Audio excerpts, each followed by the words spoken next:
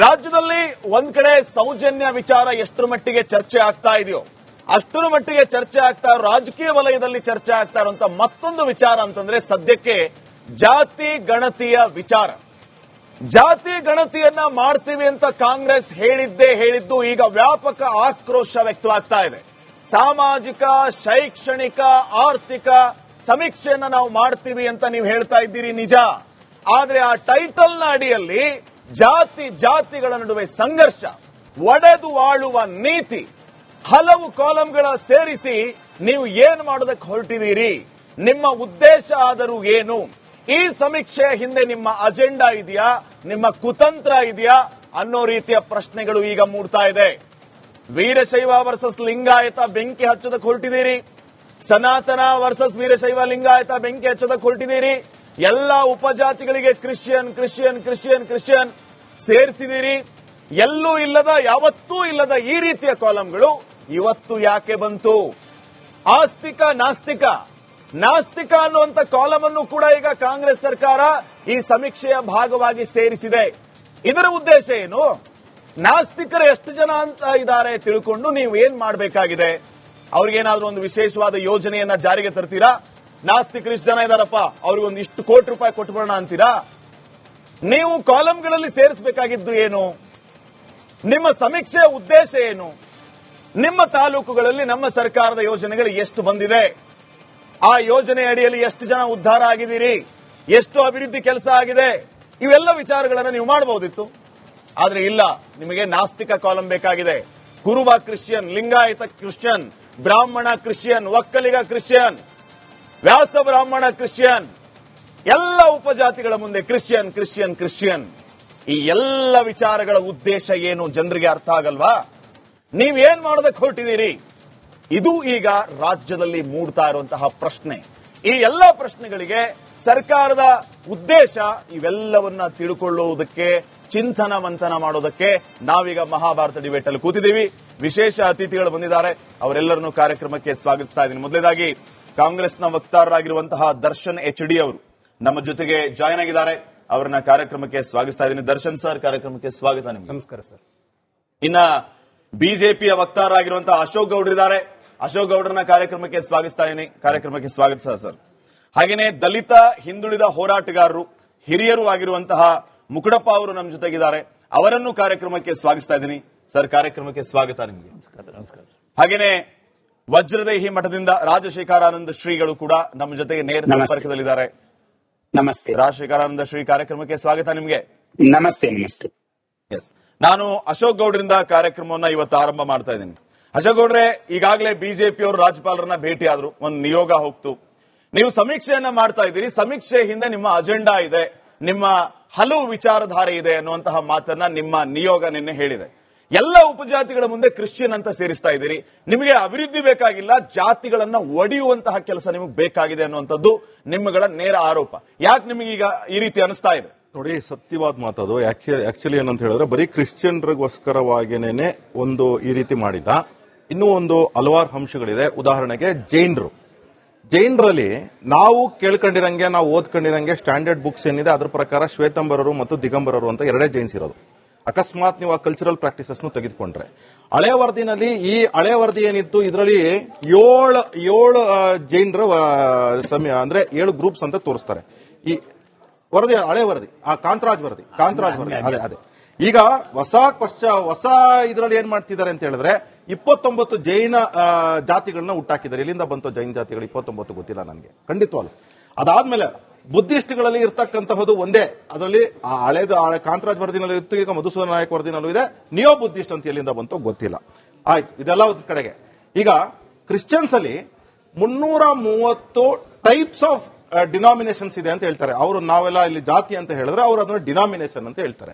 ಅತ್ಯಂತ ಪ್ರಮುಖವಾಗಿರ್ತಕ್ಕಂತಹ denomination Syrian Christian, Roman Catholic Christian ಮತ್ತು orthodox Christian, Georgian Christian, Protestant Christian, ಹೀಗೆ ಆ ಗುಂಪುಗಳಲ್ಲೇ 12 ಗುಂಪು, ಜೊತೆಗೆ ಸಬ್ ಗ್ರೂಪ್ಸ್ ಅಂತ ಲೆಕ್ಕ ಹಾಕೊಂಡಾಗ 34 ಪ್ಲಸ್ ಡಿನಾಮಿನೇಷನ್ಸ್ ಅಂತ ಲೆಕ್ಕ ಹಾಕೊಂಡಾಗ ಟೋಟಲ್ 330. ಆ ಡಿನಾಮಿನೇಷನ್ ಬರ್ದಿಲ್ಲ. ಉದಾಹರಣೆಗೆ ಸೆವೆಂತ್ ಡೇ ಚರ್ಚ್ ಅಂತ ಹೇಳ್ತಾರೆ. ಸೆವೆಂತ್ ಡೇ ಚರ್ಚ್ ಅವರು ಬೇರೆ ಚರ್ಚ್ಗಳಿಗೆ ಹೋಗೋದೇ ಇಲ್ಲ, ಅಂದ್ರೆ ಆ ಡಿನಾಮಿನೇಷನ್ ಬರಲ್ಲ. ಆದ್ರೆ Vokkaliga Christian, Kuruba Christian, Lingayat Christian ಅಂತ ಬರೀತಾರೆ. ಇದು ಯಾವಾಗ ಇದು ಈ ತರ ಚರ್ಚ್ಗಳು ಎಲ್ಲಿದೆ ಅಂತ ಅಂದ್ಬಿಟ್ಟು ಖಂಡಿತವಾಗ್ಲೂ ನಾನಂತೂ ನೋಡಿಲ್ಲ. ಒಂದ್ ಕಡೆ ಇರ್ಲಿ, ಮುಸಲ್ಮಾನರಲ್ಲಿ ಶಿಯಾ, ಸೂನಿ, ಅಹಮದೀಸು ಮತ್ತು ಆಗಾ ಮುಸ್ಲಿಮ್ಸು, ಬೇರಿ ಮುಸ್ಲಿಮ್ಸ್ ಅಂತ ಇರ್ತಕ್ಕಂಥದ್ದು ಸಹಜ. ಆ ಮುಸಲ್ಮಾನರಲ್ಲಿ ಏನಾಗಿದೆ ಅಂತ ಹೇಳಿದ್ರೆ, ಕರ್ನಾಟಕದ ಪ್ರಮುಖ ಮೌಲ್ವಿ ಯಾರಿದ್ದಾರೆ ಅವರೇ ಬಂದು ಹೇಳ್ತಾರೆ 98 ನಮ್ಮಲ್ಲಿ ಪಂಗಡಗಳಿವೆ ಅಂತ ಹೇಳ್ತೀವಿ. ಕ್ಯಾಟಗರಿ 1 ದೇವರಾಜ ಅರಸು ಅವರು ಸೇರಿಸಿದಂತಹ ಕಾಲದಲ್ಲಿ ಆವತ್ತಿದ್ದಂತಹ ಗ್ರೂಪ್ ಕ್ಯಾಟಗರಿ 2 ಏನಲ್ಲಿ ಇದ್ದಂತಹ ಗ್ರೂಪ್ಸ್ ಎರಡೂ ಸೇರಿಸ್ಕೊಂಡ್ರೆ 14-15 ಇತ್ತು. ಜೊತೆಗೆ ಮುಸಲ್ಮಾನರನ್ನ 2B ಸೇರಿಸಿದಂತಹವರು ವೀರಪ್ಪ ಮೊಯ್ಲಿ ಅವರು ಇದ್ರು ಒಂದ್ ಕಡೆಗೆ. ಆದ್ರೆ ಇವತ್ತು ಮುಸಲ್ಮಾನರಲ್ಲಿ 98 ಇದೆ ಅಂತ ಮೌಲ್ವಿ ಹೇಳಿದ್ರಲ್ಲ, ಅದೆಲ್ಲೂ ಹೋಯ್ತು. ಇನ್ನೊಂದು ಏನ್ ಗೊತ್ತಾ ಮಜಾ, ಬಲಜಿಗಾ ಮುಸ್ಲಿಂ ಇದ್ದಾರೆ. ಎಲ್ಲಿಂದ ಬಂದ ಬಲಜಿಗಾ ಮುಸ್ಲಿಂ ನನಗೆ ಗೊತ್ತೇ ಇಲ್ಲ. ಈ ವಾರ್ತೆ ಪ್ರಕಾರ ಅಲ್ಲ, ಒಂದ್ ನಿಮಿಷ ಮುಗಿಸ್ತೀನಿ ದರ್ಶನ್ ಅಲ್ಲ.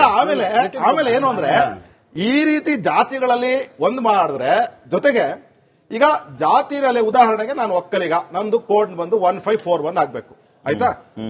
ಆ ಕೋಡ್ ಜೊತೆಗೆ ನಂದು ಉಪಜಾತಿನೂ ಇದೆ, ನಂದು ಒಂದು ಕಲ್ಚರಲ್ ಪ್ರಾಕ್ಟೀಸ್ ಇದೆ, ಅಥವಾ ಏನೋ ಒಂದು ನಾನು ಯಾವುದೋ ಒಂದು ಪ್ರಾಂತ್ಯಕ್ಕೆ ಬಿಲಾಂಗ್ ಆಗ್ತೀನಿ, ಅದರಿಂದ ಒಂದು ಕಲ್ಚರಲ್ ಪ್ರಾಕ್ಟೀಸ್ ಇದೆ. ನನಗೆ ಅದೇ ಕೋಡ್ ಉದಾಹರಣೆಗೆ ಫಾರ್ ಎಕ್ಸಾಂಪಲ್ A1541 ಅಂತ ಬರೆದ ಮೇಲೆ ನಾನು ಈಗ ಮರ್ಸ್ಗೌಡ ಆಗಿರೋದ್ರಿಂದ A939 ಅಂತ ಬರ್ದೆ ಅಪ್ಪ. ಯಾವ ಕೋಡ್ ತಗೊಳುತ್ತೆ GPRS ಅಲ್ಲಿ? ಇದು ಸಮಸ್ಯೆ. ಅಂದ್ರೆ ಏನಂದ್ರೆ, ಈ ಜಾತಿಗಳನ್ನ ಹೊಡಿಬೇಕು ಅಂದ್ರೆ ಪ್ರಮುಖ ಜಾತಿಗಳನ್ನ ಒಡೆದು ತನ್ನ ರಾಜಕೀಯ ಬೇಳೆಯನ್ನು ಬೇಯಿಸ್ಕೊಳ್ಬೇಕು. ಆತನಿಗೆ ಏನು ಯಾವುದೇ ಆ ಒಂದು ಸಮುದಾಯ ಪ್ರಮುಖ ಜಾತಿಗಳನ್ನ ಒಡೆದು ನಿಮ್ಮ ರಾಜಕೀಯ ಬೇಳೆ ಬೇಯಿಸ್ಕೊತಾ ಇದ್ದೀರಾ? ನಮ್ಮ ಬದ್ಧತೆ ಸರ್ವರಿಗೂ ಸಮಬಾಳು ಸಮಪಾಲು ಕೊಡುವಂತಹ ಒಂದು ಸಿದ್ಧಾಂತದ ಮೇಲೆ ನಾವು ಒಂದು ರಾಜಕೀಯ ಮಾಡ್ಕೊಂಡು ಬರ್ತಾ ಇರ್ತಕ್ಕಂಥದ್ದು ಈ ದೇಶದಲ್ಲಿ. 2011ರಲ್ಲಿ ಮಾನ್ಯ ಮನಮೋಹನ್ ಸಿಂಗ್ ಅವರು ಜಾತಿ ಗಣತಿಗೆ ಕೈ ಹಾಕಿ ಸುಮಾರು 4,300 ಕೋಟಿ ರೂಪಾಯಿ ವ್ಯಯನೂ ಆಯಿತು. ಆದರೆ ಮಾನ್ಯ ನರೇಂದ್ರ ಮೋದಿ ಅವರಿಗೆ ಅದನ್ನ ಅನುಷ್ಠಾನಕ್ಕೆ ತರುವಂತಹ ಅವಕಾಶಗಳಿದ್ರು, ಯಾಕಂದ್ರೆ ನಮ್ಮ ಸರ್ಕಾರ ಬಿದ್ದೋಯ್ತು. ಆ NDA ಗವರ್ಮೆಂಟ್ ಬಂದಾಗ ಅವರು ಯಾವುದೇ ರೀತಿಯಾದಂತಹ ಕ್ರಮಗಳನ್ನ ತಗೊಳ್ಳೋದಿಲ್ಲ. ಸಿದ್ದರಾಮಯ್ಯನವರು 2015ರಲ್ಲಿ ಕಾಂತರಾಜು ಆಯೋಗವನ್ನ ಮಾಡ್ತಾರೆ. ಆದ್ರೂ ದುರದೃಷ್ಟವಶಾತ್ 2018ರಲ್ಲಿ ನಮ್ಮ ಸರ್ಕಾರ ಬಿದ್ದೋಗ್ತದೆ. ಬಿದ್ದೋದ್ಮೇಲೆ ಕುಮಾರಸ್ವಾಮಿ ಅವ್ರಿಗೆ ಅವಕಾಶ ಇತ್ತು, ಯಡಿಯೂರಪ್ಪನವ್ರಿಗೆ ಅವಕಾಶ ಇತ್ತು, ಬೊಮ್ಮಾಯಿ ಅವರಿಗೆ ಅವಕಾಶ ಇತ್ತು. ಅವ್ರೇನ್ ಮಾಡ್ತಾರೆ, ಜಯಪ್ರಕಾಶ್ ಹೆಗಡೆ ಅವರ ಅಧ್ಯಕ್ಷತೆಯಲ್ಲಿ ಮತ್ತೊಂದು ನಿಯೋಗವನ್ನು ಮಾಡ್ತಾರೆ. ಅದನ್ನ ಯಾಕೆ ಅನುಷ್ಠಾನಕ್ಕೆ ತರಲಿಲ್ಲ ಅನ್ನುವಂಥದ್ದು ಪ್ರಶ್ನೆ. ಇವತ್ತಷ್ಟೇ ಅಲ್ಲ, ಇವತ್ತು ಜಯಪ್ರಕಾಶ್ ಹೆಗಡೆ ಹಣ ಕೇಳಿದ್ದೀನಿ. ಒಂದ್ ನಿಮಿಷ, ನಮ್ಮ ಸರ್ಕಾರ ಇಲ್ಲ ಅಂದಾಗ 2015ರಲ್ಲಿ ಏನು ಅವತ್ತಿನ ಜನಸಂಖ್ಯೆ, ಜನಗಣತಿ, ಅವರ ಆದಾಯ, ಅವರ ಖರ್ಚು ಅಥವಾ ಅವರ ಉದ್ಯೋಗ, ಅವರ ಶಿಕ್ಷಣ, ಈ 10 ವರ್ಷ ಆದ್ಮೇಲೆ ಲಾಟ್ ಆಫ್ ಡಿಫರೆನ್ಸ್ ಆಗಿದೆ, ಬದಲಾವಣೆ ಆಗಿದೆ. ಅವತ್ತು PUC ಓದ್ತಿದ್ದವನು ಇವತ್ತು ಅವನೊಂದು ಸರ್ಕಾರಿ ನೌಕರಲ್ಲಿ ಇರ್ಬೋದು, ಅವತ್ತು ಒಂದು ಗುಡಿಸಲು ಇದ್ದವನು ಇವತ್ತೊಂದು ಬಂಗ್ಲೆ ಕಟ್ಟಿರ್ಬೋದು. ಆರ್ಥಿಕವಾಗಿ, ಶೈಕ್ಷಣಿಕವಾಗಿ ಬದಲಾವಣೆ ಅನ್ನುವಂಥ ಜಗದ ನಿಯಮ. ನಾವು 10 ವರ್ಷದನ್ನ ಹಳೆದನ್ನ ಮಾಡ್ಲಿಕ್ಕೆ ಆಗುದಿಲ್ಲ. ಆದ್ರೆ ನೀವು ಮಾಡಿದ್ರಲ್ಲ ಜಯಪ್ರಕಾಶ್ ಹೆಗಡೆ ಅವ್ರದ್ದು, ಇವತ್ತು ನೀವು ಕೇಳ್ತಾ ಇದ್ದೀರಾ ಜಾತಿಗಳು, ಉಪಜಾತಿ, ಕ್ರೈಸ್ತರು ಮತ್ತಿನ್ನೊಂದೆಲ್ಲ. ಅವತ್ತು ಸಮೇತ ಅವ್ರ ಕಾಲಂಗಳಲ್ಲಿ 50 ಪ್ರಶ್ನೆಗಳನ್ನ ಕೇಳಲಾಗಿತ್ತು. 50 ಪ್ರಶ್ನೆಗಳನ್ನ ಕೇಳಲಾಗಿತ್ತು. ಸರ್ ನೋಡಿ, ನಮಗೆ ಒಂದು ಬದ್ಧತೆ ಇದೆ. ಇವತ್ತು ಯಾರಾದ್ರೂ ಮತಾಂತರ ಆಗಿದ್ರೆ, ಈಗ ನನ್ನ ಹೆಸರು 2 ನಿಮಿಷಕ್ಕೇನಾದ್ರು ಬದಲಾಯಿಸ್ಕೊಂಡ್ಬಿಟ್ರೆ ನನ್ನ ಆರ್ಥಿಕ ವ್ಯವಸ್ಥೆ, ನನ್ನ ಶೈಕ್ಷಣಿಕ ವ್ಯವಸ್ಥೆ, ನನ್ನ ಸಾಮಾಜಿಕ ವ್ಯವಸ್ಥೆ ಖಂಡಿತ ಬದಲಾಗಿರೋದಿಲ್ಲ. ಹಾಗಾಗಿ ಅವರನ್ನ ನಿಮ್ಮ ಮೂಲ ಜಾತಿ ಯಾವುದು, ಯಾವ ಧರ್ಮದಲ್ಲಿದ್ದೀರಿ ಕೇಳುವಂತದ್ದು, ತಿಳ್ಕೊಳ್ಳುವಂತದ್ದು, ಇದು ಸಾಮಾಜಿಕ ಕಳಕಳಿ, ಸಾಮಾಜಿಕ ಮುಂದೆ ಏನು ತಿಳ್ಕೊತೀರಿ ನಿಜ. ಬಿಜೆಪಿಯವರು ಧರ್ಮದ ನಡುವೆ ದಂಗಲ್ ಮಾಡೋದಕ್ಕೆ ಹೋದ್ರು, ಇವತ್ತು ಜಾತಿ ಒಳಗಡೆ ಬೆಂಕಿ ಹಚ್ಚುವಂತ ಕೆಲಸ ಮಾಡ್ತಾ ಇದ್ದಾರೆ. ಖಂಡಿತವಾಗೂ ನೀವು ಸಾಧಿಸಲಿಕ್ಕೆ ಸಾಧ್ಯ ಇಲ್ಲ. ಕೇಳಿಸ್ಕೊಳ್ಳಿ. ವಿಷಯ ಏನು ಅಂತ ಹೇಳಿದ್ರೆ, ನೀವು ಯಾವ್ದಾದ್ರು ಒಂದು ಧರ್ಮವನ್ನು ಸರಿಯಾಗಿ ಓದ್ಕೊಂಡ್ರೆ, ಸಿದ್ದರಾಮಯ್ಯನವ್ರಿಗೆ ಹೇಳ್ತಾ ಇದ್ದೀನಿ ಅಥವಾ ಮಧುಸೂದನ್ ನಾಯಕರಿಗೆ ಹೇಳ್ತಾ ಇದ್ದೀನಿ, ಇಬ್ಬರಿಗೂ ಹೇಳ್ತಾ ಇದ್ದೀನಿ, ಒಂದು ಧರ್ಮವನ್ನು ಸರಿಯಾಗಿ ಓದ್ಕೊಬೇಕು. ಉದಾಹರಣೆಗೆ ಮುಸಲ್ಮಾನರ ಬಗ್ಗೆ ಸರ್ವೆ ಮಾಡಕ್ಕೆ ನಿಮ್ಗೆ ಅಧಿಕಾರ ಇದ್ರೆ ಸರ್ವೆ ಮಾಡಿ. ಆದ್ರೆ ಹಾಗೆ ಕ್ರಿಶ್ಚಿಯನ್ರ ಬಗ್ಗೆ ಸರ್ವೆ ಮಾಡಬೇಕು ಮಾಡಿ, ಜೈನರ ಬಗ್ಗೆ ಮಾಡ್ಬೇಕಾ ಮಾಡಿ. ಆದ್ರೆ ಆ ಧರ್ಮ ಎಲ್ಲಿ ಹುಟ್ಟಿತು, ಆ ಧರ್ಮದಲ್ಲಿ ಇರ್ತಕ್ಕಂಥ ಪದ್ಧತಿಗಳೇನು ಅನ್ನೋದನ್ನು ತಿಳ್ಕೊಬೇಕು. ಈಗ ಉದಾಹರಣೆಗೆ ನಾನು ಹೇಳ್ತಾ ಇದ್ದೀನಿ, ನಾನು ಅದ್ರ ಬಗ್ಗೆ ಅಧ್ಯಯನ ಮಾಡಿದ್ದೇನೆ. 330 ಡಿನಾಮಿನೇಷನ್ಸ್ ಇದೆ ಕ್ರಿಶ್ಚಿಯನ್ಸ್ ಅಲ್ರಿ. ಆ ಡಿನಾಮಿನೇಷನ್ಸ್ ಯಾವುದನ್ನು ತೋರಿಸಲ್ಲ ನೀವು. ಮೆಥಾಡಾಯಿಸ್ಟ್ ಚರ್ಚ್ ಅಂತ ಅಂದ್ಬಿಟ್ಟು ಒಂದು ಡಿನಾಮಿನೇಷನ್ ಇದೆ. ಅವರು ಮತ್ತು ಪ್ರಾಟೆಸ್ಟೆಂಟ್ ಕ್ರಿಶ್ಚಿಯನ್ಸ್ ಮದುವೆನೇ ಆಗಲ್ಲ. ಅಂದ್ರೆ ಒಂದು ಡಿಫರೆನ್ಸ್ ಇದೆ ಅಲ್ಲಿ. ಆ ಮದುವೆನೇ ಆಗಲ್ಲ. ಸೆಂಟ್ ಮೇರಿನ್ ಒಪ್ಪೋರು, ಸೆಂಟ್ ಜೀಸಸ್ ಒಪ್ಪೋರು ಅವ್ರು ಮದುವೆ ಆಗಲ್ಲ. ಅಂತಹ ಒಂದು ಪದ್ಧತಿಗಳಿದ್ದಾಗ ಸರ್, ನೀವು ಅವ್ರ ಬಗ್ಗೆ ನಮ್ಮ ತೋರಿಸ್ತಾ ಇಲ್ಲ. ಬದ್ಧತೆ ಅಂತ ಹೇಳ್ತಾರಲ್ಲ ಬದ್ಧತೆ ಸರ್. ಅಲ್ಲಲ್ಲ, ಬದ್ಧತೆ ಅನ್ನೋದು ಎಲ್ಲಿರ್ಬೇಕು ಗೊತ್ತಾ? ಸಾಮಾಜಿಕವಾಗಿ ಅವ್ರನ್ನ ಮುಂದುವರಿಸಬೇಕು. ಅವ್ರು ಯಾವ್ದೋ ಒಂದು ಕಾರಣಕ್ಕೆ ಅದೇ ನೀವು ಯಾವ್ದೋ ಒಂದು ಮುಂದುವರಿಸ್ತಾ ಇಲ್ವಾ? ರೀತಿಯಲ್ಲಿ ಅವ್ರು ಎಲ್ಲಿಂದ ಬಂತು? ಇವತ್ತು ಒಂದ್ ನಿಮಿಷ ಜಾತಿ ಗಣತಿ ಬಗ್ಗೆ ವಿರೋಧ ಮಾಡ್ತಾ ಇದ್ದವರು ನರೇಂದ್ರ ಮೋದಿ ಅವರಿಗೆ ಈ ಜಾತಿ ಗಣತಿ ಮಾಡುವಂತದ್ದು ಅರ್ಬನ್ ನಕ್ಸಲರನ್ನ ಹೊರಗಡೆ ತರಬೇಕಂತೇಳಿ ಇವತ್ತು ನಾವು ಜಾತಿ ಗಣತಿ ಮಾಡಬೇಕು ನಾವು 26 ಮಾಡ್ತೀವಿ ಅಂತ ಹೇಳ್ತಾ ಇದ್ದಾರೆ. ನಾವು ಮಾಡ್ತಿದೀವಿ ಅಂತ ಹೇಳ್ತಾ ಇದ್ದಾರಲ್ಲ. ದರ್ಶನ್ ಡೈವರ್ಟ್ ಒಂದು ನಮ್ಮ ಸ್ಪೆಸಿಫಿಕ್ ಪಾಯಿಂಟ್ ಕಾಪಿ ಹೊಡೆಯುವುದರಲ್ಲಿ ಬಿಜೆಪಿಗರು ನರೇಂದ್ರ ಮೋದಿ ಅವರು ನಿಸ್ಸೀಮರು. ಎಲ್ಲೆಲ್ಲ ಇವತ್ತು ಹೋಗ್ತಿದೆ? ಸರಿಯಾದ specific ಉತ್ತರ ಕೊಡ್ರಿ. ಸರ್ವರಿಗೂ ಸಮಬಾಳು ನಾವು ಅವ್ರ ಮೊದಲು ಪಾಲಿಸಿ ನೀವು starting ಅಲ್ಲೇ ಕಾಪಿ ಹೇಳ್ತೀನಿ ಹೊಡಿತೀರಿ ಸರ್. ಅಂತೆ. ಒಂದ್ ನಿಮಿಷ